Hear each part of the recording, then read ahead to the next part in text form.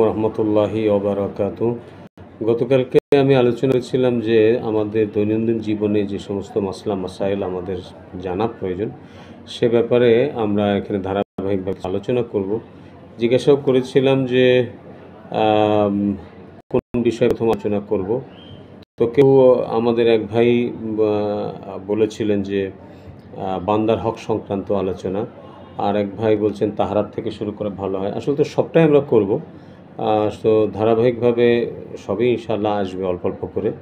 তো সেই হিসেবে আজকে যেহেতু অনুরোধ ছিল বান্দার হক সংক্রান্ত আলোচনা, সেই জন্য সংক্ষিপ্ত আলোচনায় আজকে পিতামাতার প্রতি সন্তানের করণীয় অর্থাৎ পিতামাতার হক নিয়ে আলোচনা করব।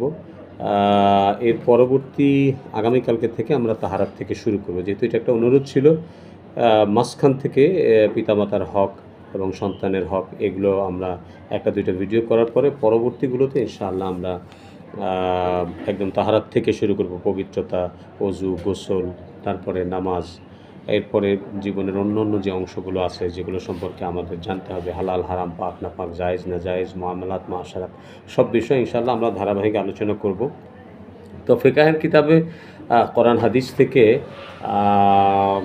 পিতামাতার প্রতি সন্তানের যে করণীয় এই ব্যাপারে প্রায় 10টা হক সেখানে লিপিবদ্ধ করা হয়েছে, যে এগুলো সন্তানের মানে পিতামাতার প্রতি এটা পিতামাতার অধিকার বলতে পারেন, যে সন্তানের এই কর্তব্য। প্রথম নাম্বার হচ্ছে যদি পিতামাতার প্রয়োজন হয় তো পিতামাতার ভরণ পোষণের দায়িত্ব সন্তান নেবে, কেননা পিতামাতাই একসময় এই বাচ্চাদের ভরণ পোষণ করেছে এবং এইটা শরীয়তসম্মতভাবে আমাদের ফিকহে আহনাফ অর্থাৎ হানাফি ফকিহদের মতে সন্তানের উপরে এটা ওয়াজিব কর্তব্য যে পিতামাতার ভরণ পোষণের দায়িত্ব সন্তানই নেবে।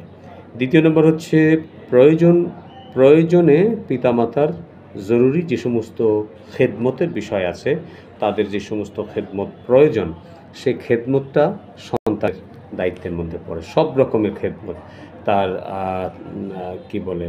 জরুরতের, অসুস্থ থাকলে অথবা সুস্থ অবস্থায়ও সব রকমের যে খেদমতটা, এইটার প্রথম হকদার হচ্ছে ছেলে সন্তান, অর্থাৎ তার পিতামাতার যে সন্তানাদি আছে তারাই। আমরা অনেক সময় এই খেদমত আমরা যারা ছেলেরা আছি ছেলেদের স্ত্রীদের মাধ্যমে পুরা করতে চাই। সেটা যদি কোনো স্ত্রী স্বেচ্ছায় করে সে সওয়াবের ভাগিদার হবে, কিন্তু মূল হকদার হচ্ছে আমরা যারা পিতামাতার সন্তান আছি, আমরা যারা ছেলে মেয়ে আছি, আমাদের দায়িত্ব। 3 নম্বর হচ্ছে যে কোনো অবস্থায় যদি পিতামাতা সন্তানকে ডাকে তাহলে অবশ্যই পিতামাতার ডাকে সাড়া দিতে হবে যে কোনো অবস্থায়। এমনকি যদি আপনার মা বাবা সন্তান নামাজে থাকা অবস্থায়ও মা বাবা আপনার ছেলে সন্তানকে ডাকে তাহলে তার ডাকে সাড়া দিতে হবে। যদি অসুস্থ থাকে তারা, তাহলে ফরজ নামাজে থাকলেও আপনার নামাজ ছেড়ে দিয়ে মা বাবার ডাকে সাড়া দেওয়া ওয়াজিব। কিন্তু যদি আপনার ধরেন জরুরত ছাড়া, বিশেষ কোনো প্রয়োজন ছাড়া এমনি ডাকে, তখন ফরজ নামাজ ছাড়া জায়েজ হবে না, নফল নামাজ হলে তখন ছাড়তে পারবে।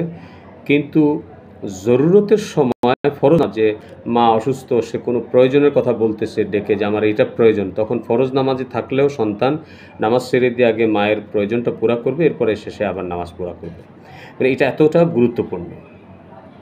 4 নম্বর হচ্ছে 10টা হক আমি বলেছি। 4 নম্বরটা হচ্ছে পিতামাতার হুকুম মানতে হবে, অর্থাৎ পিতামাতার শরীয়তের গণ্ডির ভিতরে যত হুকুম করবে এইটা সন্তানের জন্য মান্য করা, মেনে চলা ওয়াজিব কর্তব্য। 5 নম্বর হচ্ছে পিতামাতার সাথে সর্বদা ভক্তি শ্রদ্ধার সাথে, সম্মানের সাথে, নম্রভাবে কথা বলতে হবে। এখানে কোরআনের নির্দেশ হলো তোমরা তাদের সাথে এতটা নম্রভাবে কথা বলো যে কখনো কষ্টে যেন তারা শব্দটা না বলতে পারে, এতটা নম্র হইতে হবে।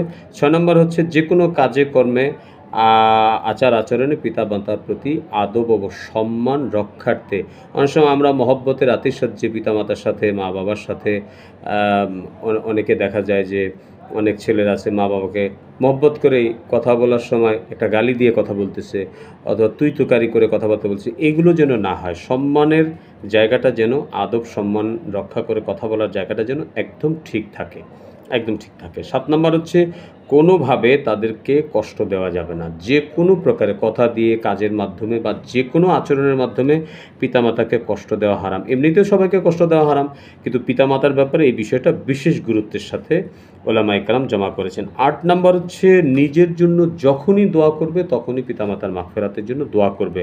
পিতামাতা জীবিত থাকা অবস্থায় আর পিতামাতা ইন্তেকাল করলে পিতামাতার মৃত্যুর পরেও তাদের জন্য দোয়া করবে। এটা তো আল্লাহ কোরআনে কারিমে আমাদেরকে সরাসরি শিখিয়েছেন, রব্বিরহামহুমা কামা রাব্বায়ানি সগীরা, যে আল্লাহ আমার মা বাবা ছোট সময়ে, আমরা যখন ছোট ছিলাম, শিশু ছিলাম, আমাদেরকে যেরকম জীবনযাপন, আমাদেরকে লালন পালন করেছে, আমাদেরকে যত্ন করেছে, আপনি সেভাবে আমার মা বাবাকে আপনি তাদের উপরে রহম করেন এবং আপনি সেভাবে তাদেরকে লালন পালন করেন। এই দোয়া আমাদেরকে সবসময় করতে হবে। অর্থাৎ পিতামাতা জীবিত থাকুক অথবা ইন্তেকাল করুক, উভয় অবস্থায় তাদের জন্য, আমাদের জন্য দোয়া করতে হবে।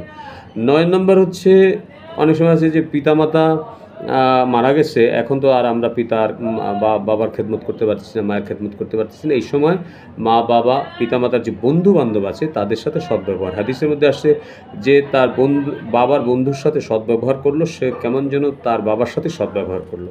এই জন্য পিতামাতার যে বন্ধুবান্ধব থাকবে তাদের সাথেও সদ্ব্যবহার করা, তাদের সাথে সম্পর্ক রক্ষা করা এবং তাদের জন্য উপহার উপঢৌকন প্রেরণ করা, এটা সওয়াবের কাজের মধ্যে বিশেষভাবে সমান হবে। 10 নম্বর হচ্ছে পিতামাতা যদি কোনো ঋণ করে থাকে, সেই ঋণ পিতামাতা জীবিত অবস্থায় হোক অথবা পিতামাতা মারা যাক, পিতামাতার ঋণ সন্তান পরিশোধ করে দিবে, এটা সন্তানেরই জিম্মাদারি। আর যদি পিতামাতা কোনো ঋণের ব্যাপারে ওসিয়ত করে যায় তো সেটা তো অবশ্য পালনীয়, সেটা অবশ্যই সেই ঋণকে পরিশোধ করবে। এক্ষেত্রে অনেকে আছে যে দুধ মায়ের সঙ্গে সদ্ব্যবহার করতে হবে, এই ব্যাপারে অনেকে জানে না যে আমাদের যারা অনেকে আছে দুধ মা ছোটো সময় দুধ পান করেছে, এটা তো আমাদের দেশে ব্যাপক প্রচলন নাই, কবি কাবার করেন। তো সেই সমস্ত মায়েরা যারা আছে, যাদের দুধ পান করেছি আমরা, সেই মায়েদের সাথে আমাদেরকে সদ্ব্যবহার করতে হবে।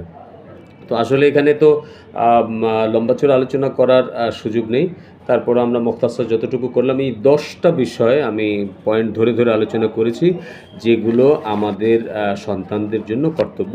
আল্লাহ চাহে তো ইনশাআল্লাহ আগামীকালকে বা পরবর্তী ভিডিওতে ইনশাআল্লাহ সন্তানের জন্য পিতামাতার করণীয় কী, অর্থাৎ সন্তানের অধিকার, সন্তানের হক কী কী, সেগুলো বলবো। আজকে যেমন পিতামাতার অধিকার বলেছি, অর্থাৎ আমরা যারা সন্তান আছি, আমাদের পিতামাতা আমাদের কাছে কী কী পাওনা সেটা বলেছি। আগামীকালকে ইনশাআল্লাহ যারা আমাদের সন্তানরা আছে, আমাদের সন্তানরা আমাদের কাছে কী কী হক রাখেন সেই ব্যাপারে ইনশাআল্লাহ আলোচনা করব।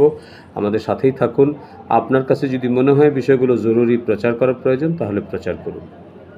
আসসালামু আলাইকুম রহমতুল্লাহ।